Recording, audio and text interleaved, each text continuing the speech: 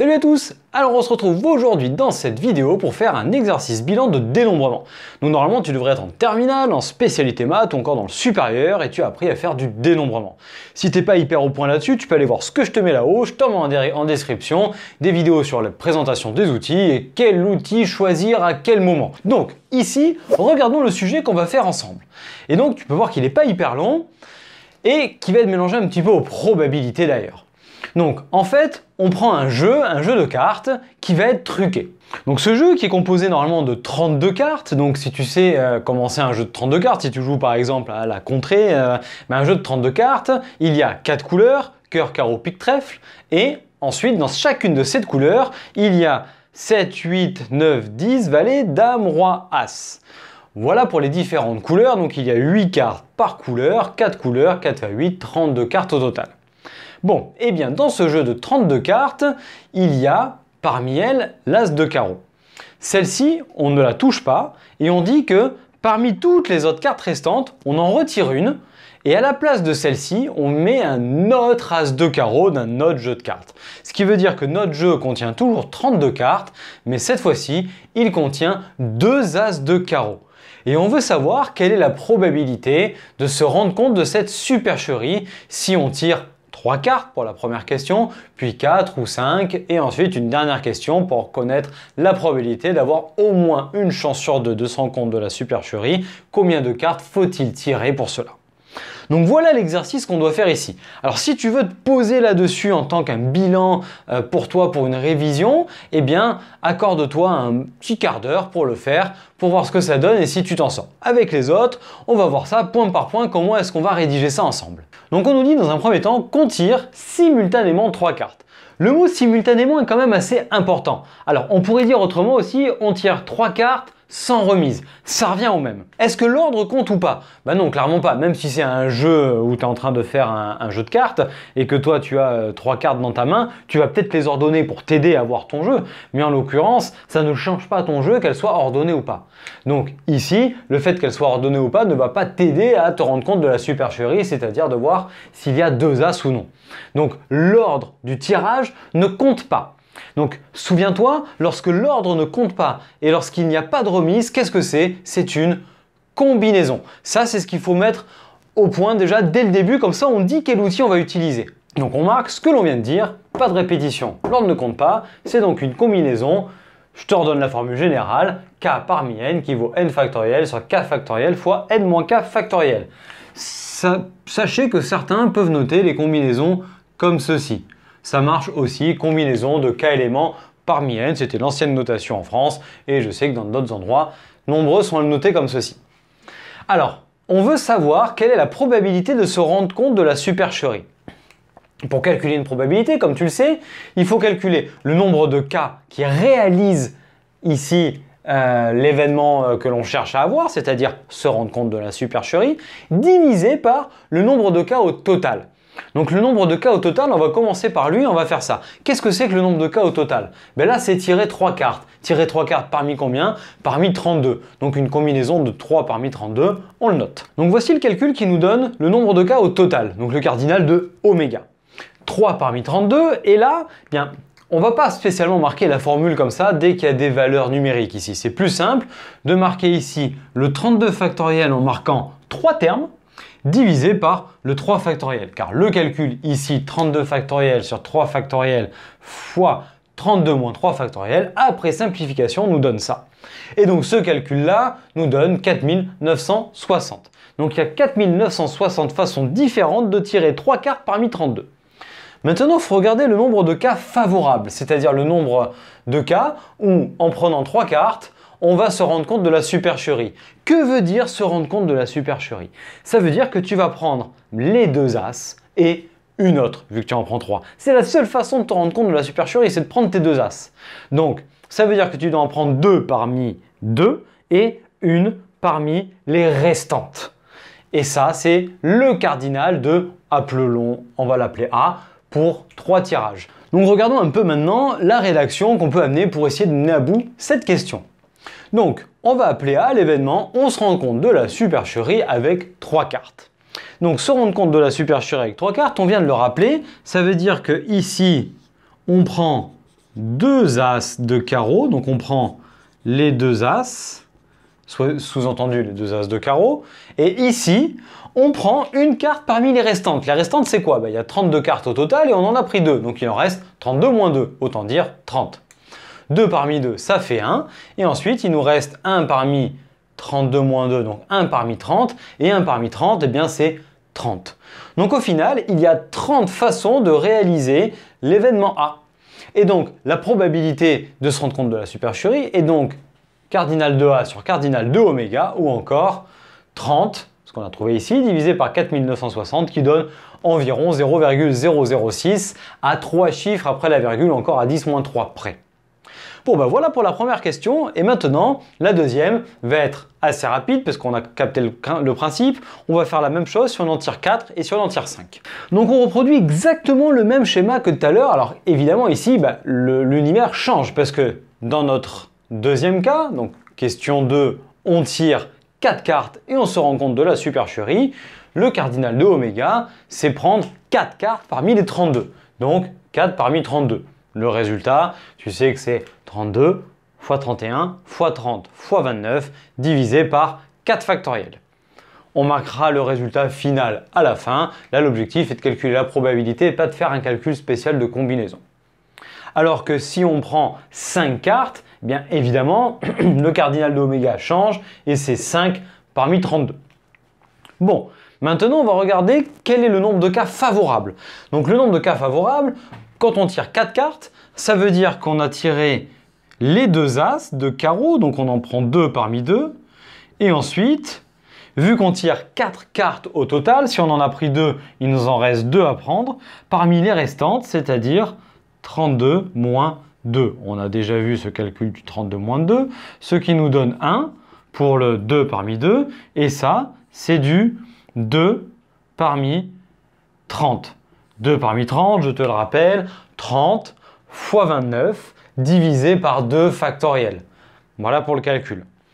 Donc maintenant, P de B, c'est le nombre de cas favorables sur le nombre de cas total. Donc le nombre de cas favorables à la réalisation de B, c'est ce qu'on a vu ici. C'est le 2 parmi 2 fois 2 parmi 30 divisé par le nombre de cas au total, c'est ce qu'on a ici, c'est-à-dire 4 parmi 32. Donc voilà le calcul de la probabilité. Maintenant, il n'y a plus qu'à utiliser les résultats des combinaisons ici. Et donc on a 435 sur 35 960. Tu vois comme ça augmente, hein, le 4 parmi 32 par rapport à tout à l'heure, le 3 parmi 32. Donc là, on a 35 960 pour le cardinal de oméga et 435 pour le cardinal de B. Ce qui nous donne environ 0,012 à 3 chiffres après la virgule. Allez, on fait exactement la même chose pour 5.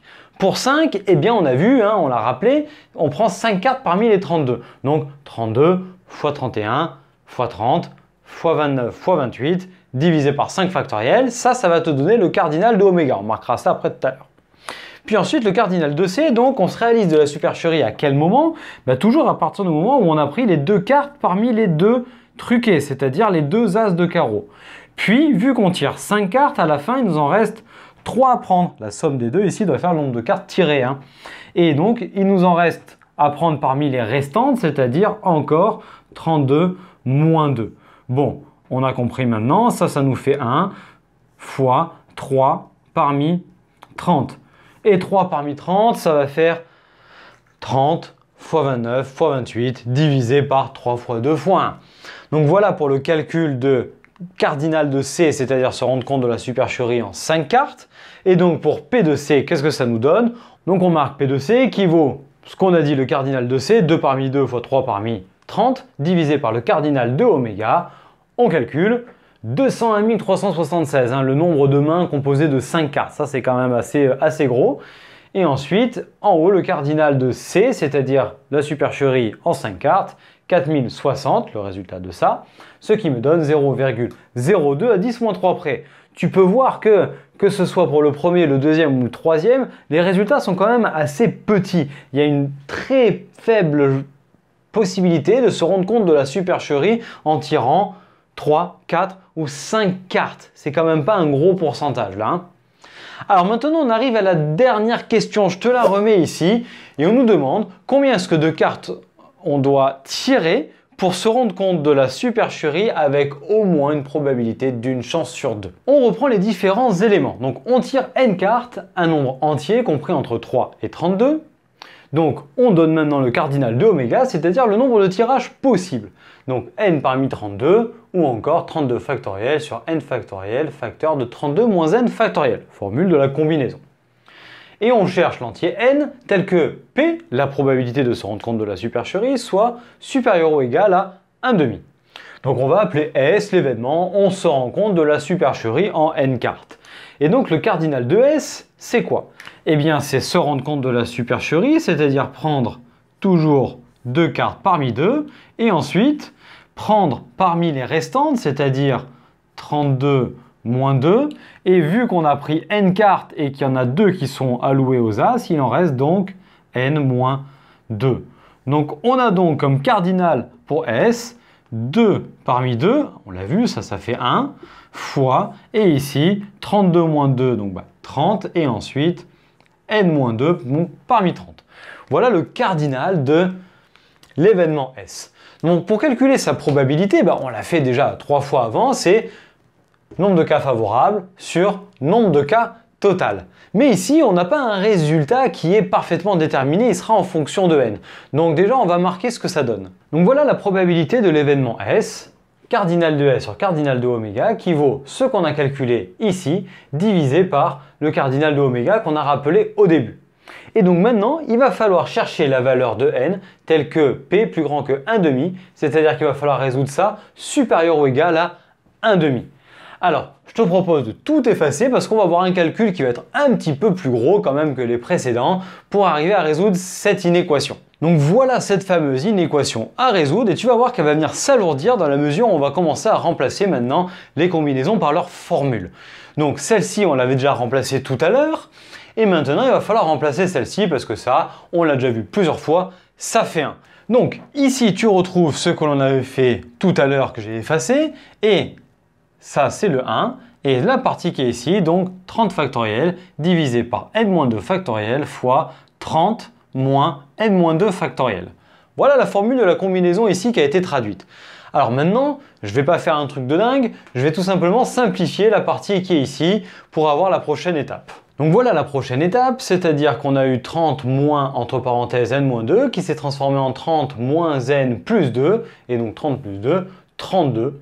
Et ensuite moins n factoriel. C'est tout ce qu'on a fait ici. Tout le reste est resté inchangé. J'ai juste pas marqué le 1 fois qui est ici. Maintenant, je vois que je vais pouvoir diviser ici et le transformer avec la multiplication par l'inverse, car je te rappelle que diviser, c'est multiplier par l'inverse. 30 factoriel sur n-2 factoriel facteur de 32 moins n factoriel, ça c'est la fraction du haut, inchangée. Et la fraction du bas, hop, je fais l'inverse. J'ai donc n factoriel facteur de 32 moins n factoriel sur 32 factoriel. On voyait avant la simplification qu'il y avait normalement, mais là au moins, normalement, tu te trompes plus, tu la vois et tu vois que ça et ça, tu peux le dégager puisque c'est un facteur en haut et en bas.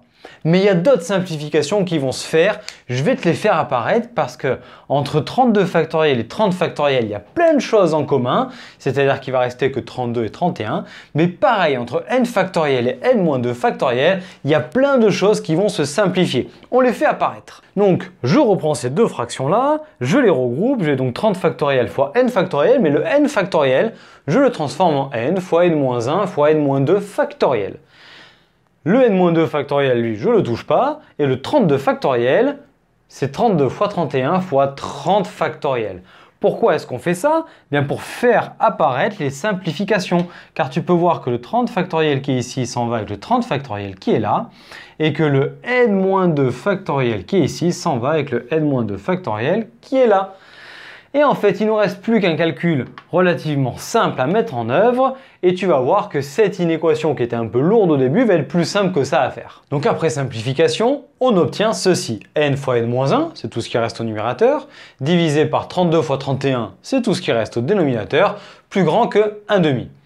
Donc là, il est clair que tous les termes sont positifs là-dedans. N, c'est un entier qui est plus grand que 3, donc n fois n-1, c'est positif, ça aussi. On peut donc faire un produit en croix maintenant pour continuer notre inéquation. C'est-à-dire que on va basculer le 2 ici, le 32 fois 31 ici, et on va commencer à simplifier et à résoudre cette inéquation. Donc le produit en croix maintenant est fait. On a fait basculer le 2 à gauche en multipliant par 2, et on a fait basculer le 32 fois 31 en multipliant par 32 fois 31 de partout. On a développé le n facteur de n-1 qui est n carré moins n, et ensuite 32 fois 31, tu remarqueras je ne le touche pas parce que je sais qu'il y a un 2 hop, qui va simplifier avec ce 32 ici, et donc 32 divisé par 2, ça me donne le 16 qui est ici. Donc on obtient n carré moins n plus grand que 16 fois 31, 16 fois 31 ça fait 496, je le fais passer de l'autre côté et j'ai donc à résoudre n carré moins n moins 496 plus grand que 0. Et là normalement tu percutes et tu te dis bah ça c'est une équation du second degré. Bon, pas de racine évidente évidemment, donc je vais devoir faire mon discriminant, mon delta qui vaut b carré moins 4ac, déterminer mes deux racines et ensuite conclure sur le signe, car je te rappelle qu'un polynôme du second degré avec a qui est positif et du signe de a à l'extérieur des racines, donc positif à l'extérieur des racines. Donc il faut qu'on détermine ces deux racines, je te le fais en calcul. Donc ici je t'ai calculé le discriminant, delta, b carré moins 4ac qui donne 1985. Ce résultat est strictement positif, donc il existe deux racines distinctes. Ici, c'est n, donc on va les appeler n1 et n2. Moins b moins racine de delta sur 2a, vu que b c'est moins 1, faut bien attention, ça fait moins moins 1, et a c'est 1, donc sur 2 fois 1. 1 moins racine de 1985 sur 2, c'est clairement négatif, c'est pas là-dedans, donc ça peut pas être une des racines possibles. Et n2, moins b plus racine de delta sur 2a, qui donne 1 plus racine de 1985 sur 2, qui fait environ 22,78 à deux chiffres après la virgule. Mais on n'oublie pas que n, c'est un nombre de cartes. Donc je ne peux pas prendre 22,78 cartes, c'est pas possible. Donc ça sera à partir de 23. Et c'est pas parce que ici c'est 78, hein. Si ici j'avais eu 22,03, j'aurais quand même pris 23. Il faut que ce soit plus grand que, puisqu'on voulait supérieur ou égal à 1,5 tout le long, donc ici c'est arrivé à plus grand que 0. Puisque si je prends 22, ben, ça sera encore négatif. Donc dans l'ensemble des réels, le polynôme x carré moins x moins 496 serait donc positif de moins l'infini jusqu'à cette valeur, puis de cette valeur-là jusqu'à plus l'infini. Mais n est un nombre entier compris entre 3 et 32. Ce qui veut dire que ça va être négatif du coup entre 3 et n1 et n2 pardon, que l'on arrondit donc à 23. Et ensuite ça va être positif à partir de 23 jusqu'à 32. Donc, le polynôme n carré moins n moins 496 est positif pour n compris entre 23 et 32, n étant un entier. Ce qui veut dire qu'on va se rendre compte de cette supercherie à partir de 23 cartes. On aura donc au moins une chance sur deux de se rendre compte que l'as de carreau a été doublé et qu'il y en a un deuxième. Donc on se rend compte de la triche. Ouf, voilà, on a fini ce calcul qui était un petit peu plus long, je te le concède, et qui, en terminale, peut paraître peut-être un petit peu plus compliqué que ce qu'on a pu faire dans les autres exercices bilan sur le dénombrement. Mais écoute, j'espère que tu as bien compris tout ce que l'on a fait. Notamment, il faut bien que tu sois au point sur les questions d'avant qui étaient plutôt faciles à faire. Celle-ci, un peu plus dure. Si tu vises une prépa, allez, mets-toi ça dans les pattes, c'est important que tu y arrives. Donc je te remercie de l'avoir suivi jusqu'au bout, j'espère que cette vidéo t'a aidé et t'a plu. Si tel est le cas, merci de me lâcher le petit pouce bleu vers le haut, ça fait toujours plaisir. Puis activer la cloche pour venir t'abonner et être au courant des prochaines vidéos qui vont sortir. Puis ensuite, je te remercie par avance de nous partager auprès de tes potes, ça nous aide à nous développer et à nous faire connaître. Puis tu peux mettre en commentaire ce que tu en as pensé et ce que tu souhaiterais pour les futures vidéos. Puis je t'invite aussi à nous rejoindre sur notre site internet, on partage aussi des possibilités d'abonnement pour les ressources et compagnie, ça c'est utile pour ceux qui veulent avoir un suivi plus régulier et cadré. Puis tu peux également nous retrouver sur nos réseaux sociaux, Facebook et Instagram. Et d'ici à la prochaine vidéo, je t'invite à nous rejoindre dans d'autres vidéos et je te dis à très bientôt. Allez, ciao à tous!